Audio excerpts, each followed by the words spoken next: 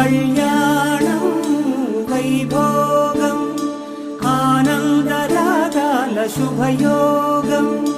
కళ్యాణం వైభోగం ఆనందరాగాల శుభయోగం. రఘువంశ రామయ్య సుగుణాల సీతమ్మ వరమాల కైవేచు సమయాన శివధనువు విరిచాకె వధువు మది గెలిచాకె మోగింది కళ్యాణ శుభవీణ. కళ్యాణం వైభోగం